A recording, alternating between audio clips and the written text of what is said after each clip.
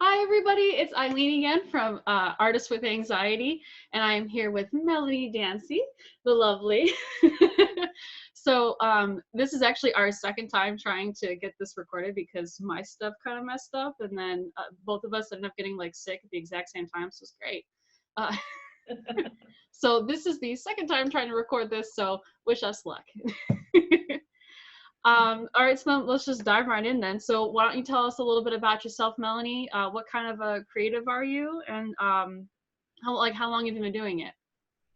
Well, again, I'm Melanie Dancy, and I am a singer, and I do a bit of acting. I love musical theater, and that's been my love since I was a kid. I wanted to be Annie. When the first one came out, that's was like, that's what I want to do. So, yes, I'm a creative, just a singer, and a bit of actress. All Actress. right, I can't talk today. I apologize. that's okay. I did all my braining earlier today, so I feel it. So, what kind of mental struggles do you deal with on like a daily basis when you find that either you're on stage, you're performing, or even thinking about performing?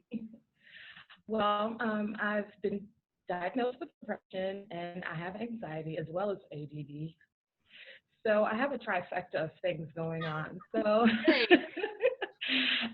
but it does help with ADD. Helps with the creativity and thinking outside the box. But when talking about performing, it's the anxiety of it all, worrying if you're good enough. It goes beyond our normal fear of do I have what it takes, about the worry about, okay, can I really do this? It is a perpetual thing along that worry continuum, which just happens to be a topic at church this week. So, anyway, dealing with that becomes overwhelming at times because your brain cannot function and you cannot function in that space and give as much as you would like. So that's what bothers me in terms of the anxiety and dealing with that. I definitely can relate. I mean, you do think I have a wicked performance anxiety and social anxiety, so like you do things that I couldn't even imagine doing. So I am quite impressed by what the all the stuff that you've been able to do. And I've seen your voice, I've seen your the videos of you performing, and they're just absolutely wonderful. And I will post links below, so just keep an eye out for those. So you, I don't think you have anything to worry about, but I totally get that. Like even when you know you're good enough, like you know you're good enough, but there's still that little voice that's kind of louder than everything else. And I totally get that. Yeah, when you have anxiety, and I do have social anxiety as well, even though I was teaching, I'm used to being in front of kids that love you regardless. Hmm. But in since of performing and being in front of other adults, and I have so much anxiety around that. And there is a little voice that says, you know what, you do have a pretty good personality, you're good, but there's a bigger voice that's like, you stay, get out of here. Hmm. And I Oh think yeah. somebody as an artist, you compare yourself with other people and with their talent, and so that doesn't help. But I'm working my way through it.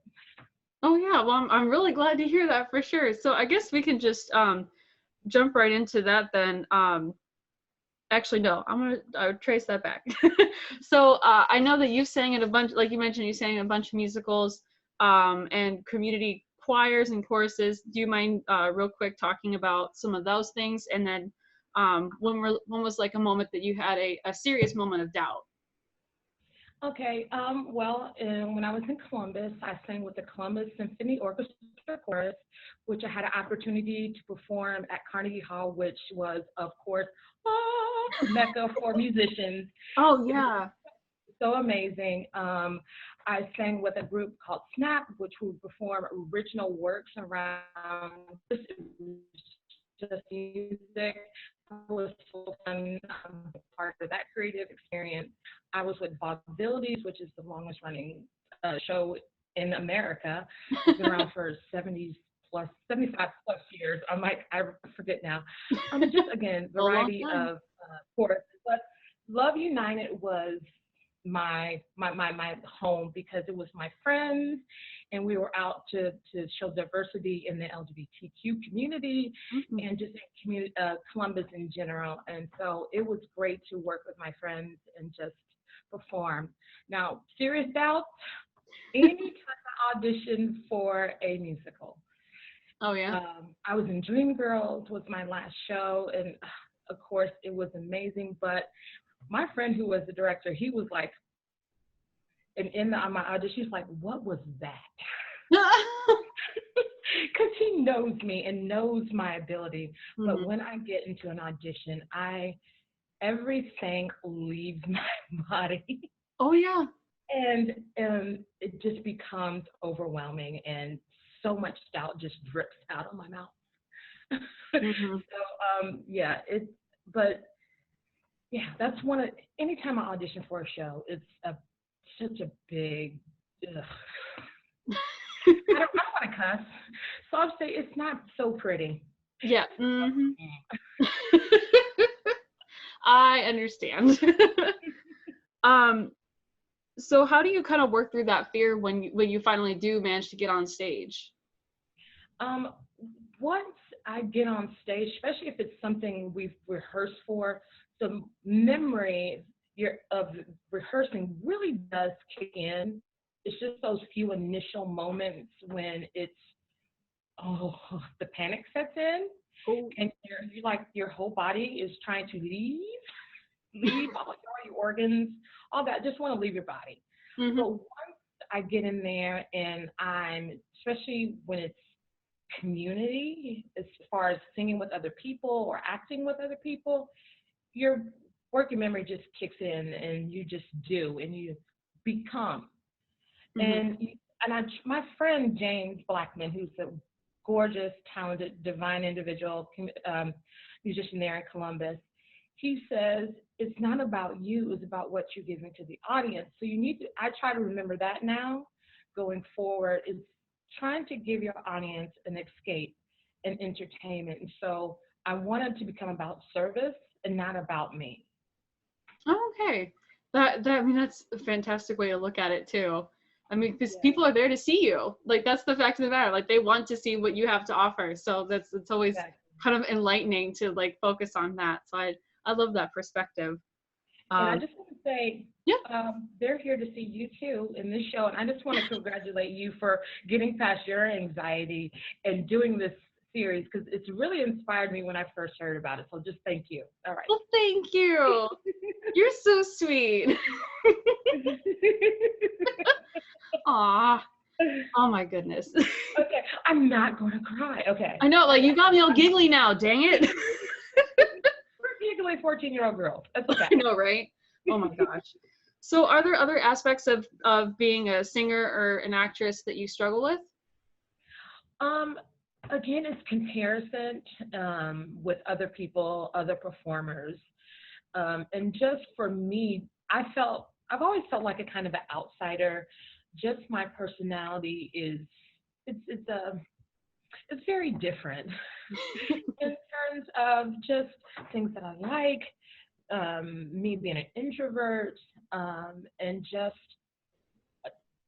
having the anxiety, not knowing that what that was until I was in my 40s. Hmm. 40s. Okay, let's be honest. It was 6 months ago. Let's be honest. Hmm. That it caused me to draw back, and so I have a small group of really great friends that support me and all that other stuff. But yeah, That's fantastic. For that, I rely heavily on my support system for sure. I'm either texting or and I live with my mom and she's right downstairs. So like I just if I'm freaking out, I'm like I need a minute. I need to talk it out. I need a minute. But I love that support system. It's gotten me through some seriously wicked times. yes.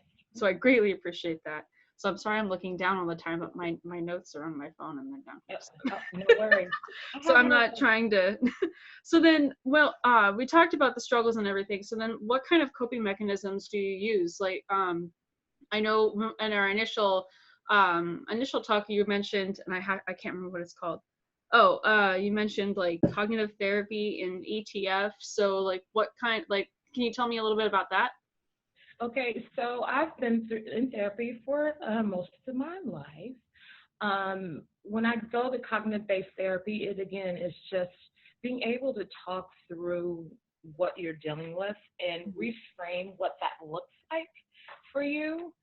And another, within therapy, I've done EMDR, which is eye movement desensitization and reprocessing. And it's just about moving. They start with moving your eyes back and forth, which crosses the midbrain. So your analytical side and your creative side kind of join together, and you're just dealing with a tragic, traumatic issue, and you're learning to reframe what that looks like and reprocess it so it doesn't come up as an emotion, Hmm. feels an event for you. It just comes up, and you learn how to deal with it and going back and reprocessing what that is. It's an event. These are the things that happen. Let's take the emotion out of it and learn how to go forward with that traumatic event. And with the ETF, which is emotional freedom technique, it's basically you doing acupuncture on yourself, using the meridian points Hmm. body to shift that energy. And all of us love to be touched. Hmm. Okay, I think most of us to be touched.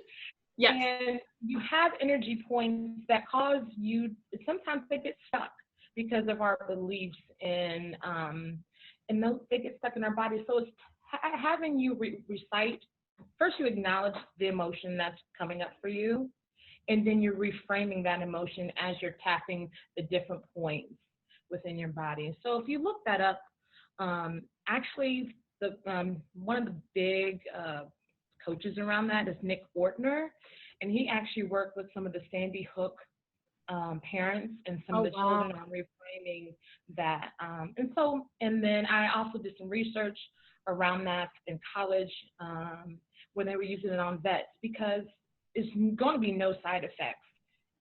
So just try it and to Hmm. see if that's something that may work for you.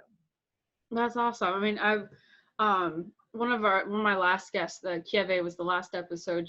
They talked about kind of the same thing, especially the cognitive portion of it, of walking yourself through and like putting your thoughts into like a little box. So you're not ignoring it, but you're putting it aside so you can address it later. So having that and cognitive therapy worked wonders for me because there Oh was yeah. I with the anxiety, I would just spiral and like, well, if this happened, then this will happen, and this is the worst thing that could possibly happen. And then my therapist is like, whoa, hold, slow your roll. What is the actually worst thing that could happen? Exactly. And like, well, what if I lost my job? Like, okay, so you lost your job. What are you gonna do about it? I'm like, I get another one.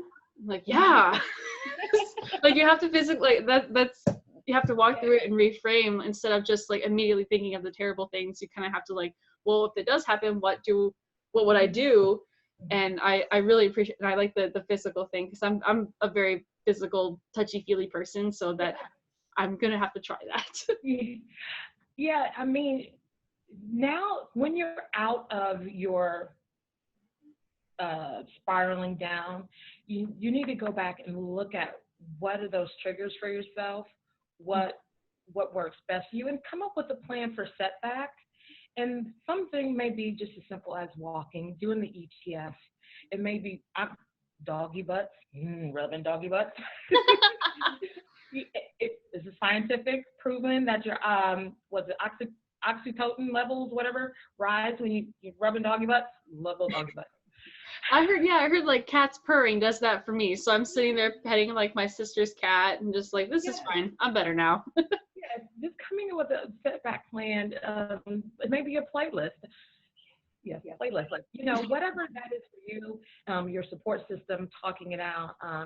Just figure out what works best for you, and planning for those setbacks is the best.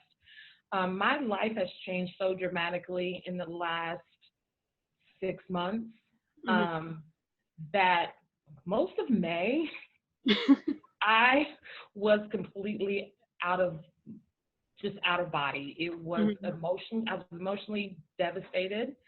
Um, and exhausted, physically exhausted, mentally exhausted. And it took about another month for me just to recover. Mm-hmm. But once you start talking and being transparent with people, transparency, vulnerability is not a weakness. And that's what I had to learn through it all. Mm-hmm. Vulnerability is not a weakness. And talking about this is big for me because as an introvert, I process all this by myself and alone. So I can keep talking. Sorry. No, I want to listen to what you have to say. That's why I invited you. So I appreciate it, and I love what you said about vulnerability is not a weakness, and it's definitely not fun, but it's necessary and it's part of the healing process. So I love that point of view. And just one more thing, and we're all on social media. Most of us are on social media. Mm-hmm. My pastor said, if you scroll through and somebody timeline makes you feel bad, stop following them. Yep. Mm-hmm. So a lot of stuff that I intake as far as social media is more positive, more about spirituality, funny things, doggy butts. I love cat. I literally sat today and watched cat and dog videos for like half an hour. But it's just finding those things, even just reading a positive message every day, just gets me excited.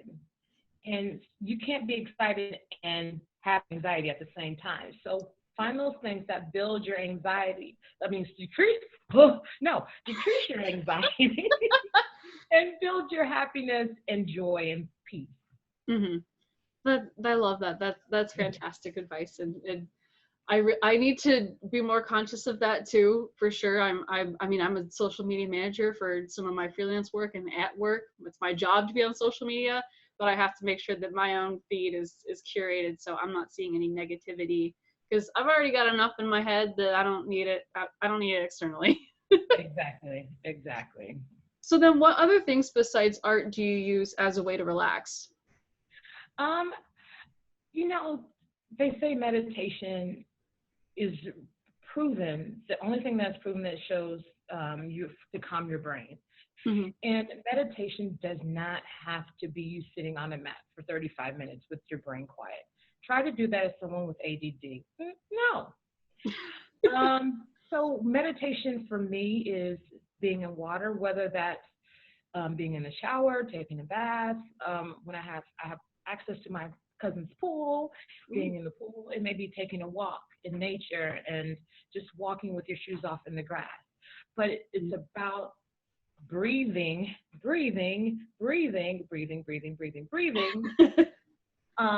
and just getting in your body and just being aware and just trying to black out all the stuff. Mm-hmm. And sometimes for people, it may be playing solitaire. Solitaire right here. Nice. I think we last time talked about 2 Dots. Yes. Oh my God. 2 Dots, the app. I'm completely addicted. It's ridiculous. Oh yeah. But sometimes let's not go overboard. Yes.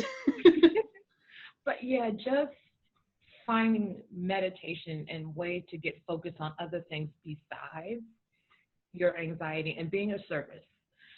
Being of service doesn't require money. Mm-hmm. You can go to the pet shelter, walk the dogs for them. You can make one blessing bag for a homeless person, give it out. Even going to the dollar store, getting maybe 5 crossword puzzles, Sudoku books, and putting pens in there for them and just give it out to them. You'd be surprised how much they crave that. I work with an organization that we serve the homeless here in Nashville. Mm-hmm.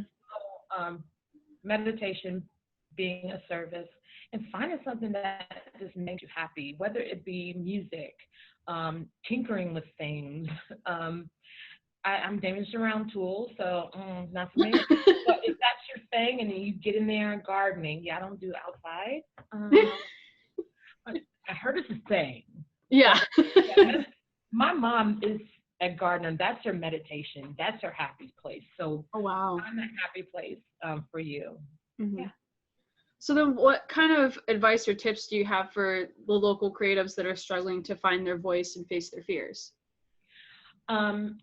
get with some like-minded people. Get your support team. Your support team doesn't have to be 10, 15 people. It can be 2 people. Um, Take one small step outside of your comfort zone. I did that recently with just reaching out to a lady that we exchanged numbers at a comedy show. She said, we can go to a comedy show. And then, that would be cool.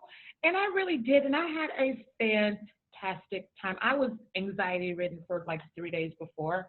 I don't know Yep. what I posted. It was really nice. And they were just so cool and down to earth. So get outside your comfort zone. Just reach out and write down what it is that is wonderful and divine about you, because sometimes you just need to see it on paper, and it's hard to do. Oh yeah. But get in there online and just try to unpack, process and unpack all those things. I don't know if I can do this, but bleep it out if you need to. I am on this social media site that's called Life Management Tribe. Huh. And it's run by this actor, Romney Malco, and it is about unpacking all our stuff, making daily goals. What are you grateful for this morning? What act of kindness did you do today? How do you think today went? What did you learn? So how are you going to be smarter tomorrow? Oh, And that's cool. and you're posting different groups. So if you want to talk about depression, let's talk about it. Love and relationships, let's talk about it. Business, trying to start a film career. So it's been very enlightening in that I can talk to people that are dealing with anxiety, working through their issues, childhood traumas, physical trauma, chronic pain. So it's been very helpful for me finding that community, and it doesn't have to be in your area. Yeah. So Lifestyle Management Tribe has been, literally a saving grace. And just my friends are fantastic. I love them to death. If I could just have us all live in the same space, it'd be wonderful, but it is what it is. So Yeah. Well, thank you so much. So where else can people find you if they want to maybe see you perform, or at least hear what you've done in the past? Well, I am Melanie Dancy. Dancy rhymes with fancy on Facebook. And my Instagram is, I don't remember. Oh, Steve Stiller. This is ridiculous. I am working on, like I said, it's been a tough 6 months, year and a half. Absolutely. I'm getting back into performing. So the things that I have out are just out right now, but I will have more stuff coming soon.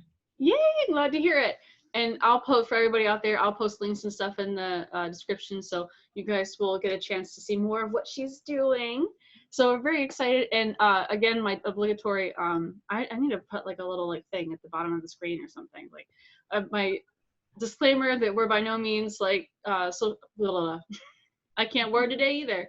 We're by no means mental health professionals. Like, please, please, please seek the help that you need, whether it's medication, meditation, seeing an actual licensed therapist or a psychiatrist, a group therapy. Kieve talked about it in the last episode. So, talking like you said, talking to your tribe, whatever it is that will get you through the day, that's healthy and safe for you. Please, please, please take that opportunity. We want to see what you have to offer for this world, and we want you to live another day here. So please take care of you guys. I can't word. Take care of yourselves. That's Yes.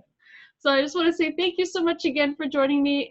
I know it's been so hard for us to just sit down for an hour and find the time. So I greatly appreciate taking the time out of your day, and it was wonderful to see you again.